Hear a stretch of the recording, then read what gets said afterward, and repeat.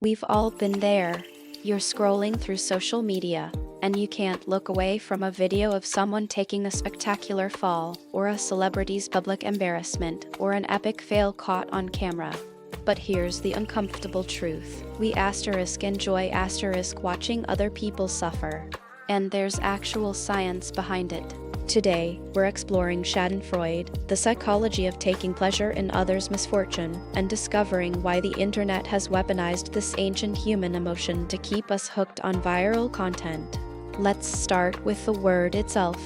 Schadenfreude comes from German, Schaden meaning damage, and Freud meaning joy. It's the malicious pleasure we feel when someone else experiences misfortune. But before you feel too guilty, know this: Schadenfreude isn't new. Philosophers and psychologists have documented it for centuries. Aristotle wrote about it. Philosophers debated whether it was a moral failing or a natural human response. The reality? It's both deeply human and deeply uncomfortable to admit. So why do we feel Schadenfreude at all? Evolutionary psychologists have a theory. For most of human history, we lived in small groups where status mattered for survival. If someone more powerful than you failed, that was good news. It reduced competition and lowered their social standing. Watching rivals stumble gave our ancestors a psychological edge. They could relax knowing someone else had fallen in the hierarchy. This survival instinct is still hardwired into us, even though most of us no longer compete for basic resources. But Schadenfreude isn't universal. Research shows it depends heavily on something called relative deprivation, how we perceive our status compared to others. Studies by psychologist Richard Smith found that we're most likely to enjoy someone's failure if we see them as our rival or superior, or if we feel we deserve what they have. A person succeeding in an area where we feel we're losing triggers Schadenfreude. The richer they are, the more famous, the more talented, the greater our pleasure when they fall. This is why celebrity scandals go viral so explosively. Now, there's an important distinction here. Schadenfreude isn't just about cruelty. Sometimes, what we're actually experiencing is a sense of justice. When someone who's been arrogant, fraudulent, or cruel faces consequences, that feels right. This is called deserved Schadenfreude. Brain imaging studies have shown that when people see someone they dislike suffer, their brain's reward centers light up, the same areas activated by food, money, or sex. But when they see an innocent person suffer, the pain response areas activate instead. Our brains are actually moral, they're just checking if the failure was earned. This is where viral content comes in. The internet has become a stadium for Schadenfreude. A fall, a public meltdown, a humiliating mistake, posted at noon on TikTok, and by evening, millions have watched it.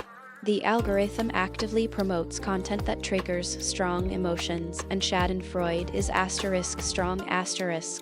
Platforms like YouTube, TikTok, and Twitter don't care if that emotion is joy or contempt. They just need engagement. And failures? They're engagement gold. One study found that videos of people getting hurt received 5 times more views than videos of people succeeding. The algorithm knows what we want to watch, even if we're ashamed to admit it. But there's a darker side to this. When we consume failure content constantly, something shifts in us. We become desensitized to real suffering. A person's genuine humiliation becomes entertainment. And the targets of viral failure aren't abstract. They're real people whose lives are being irrevocably changed. A teenage girl's awkward dance becomes fodder for ridicule watched by millions. An entrepreneur's failed startup is memed into obscurity. A public figure's mental health crisis becomes content. The very algorithms designed to connect us have optimized Schadenfreude into a weapon that destroys reputations in real time. There's also what psychologists call empathy restoration, and it might be the most surprising finding. After we've enjoyed someone's failure, many of us experience guilt. That guilt actually triggers empathy. We suddenly feel bad for the person we just enjoyed watching fail. This is why the internet often swings hard in the other direction, first destroying someone, then canceling the cancellation and defending them passionately. It's a psychological cycle. We need the Schadenfreude hit. Then we need the redemption story to reset our moral compass. So what can we do about this? First, awareness. Noticing when you're about to click on failure content, really noticing, is the first step. Second, curation. Remember that the algorithm isn't neutral. It's designed to maximize Schadenfreude because Schadenfreude is addictive and profitable. You can actively choose different content. Follow creators who celebrate others' successes instead of their failures. Support platforms that don't algorithmically amplify cruelty. And third, empathy practice. When you see failure content, pause and ask, would I want this to happen to me? Would I want millions watching my worst moment? The answer usually kills the impulse to share it further. The uncomfortable truth is this: Schadenfreude isn't going away. It's part of us. But what can change is how we engage with it. The difference between feeling Schadenfreude and acting on it, between noticing the impulse and amplifying it by clicking, sharing, and commenting, that difference matters. It matters to the people whose failures go viral. It matters to our culture. And it matters to who we're becoming as we spend hours consuming other people's pain. We're not bad people for feeling Schadenfreude, but we can choose what we do with that feeling. The psychology of why we enjoy watching others fail is fascinating and uncomfortable in equal measure. Understanding the science behind Schadenfreude doesn't excuse it, but it does empower us to make better choices about what we consume and share.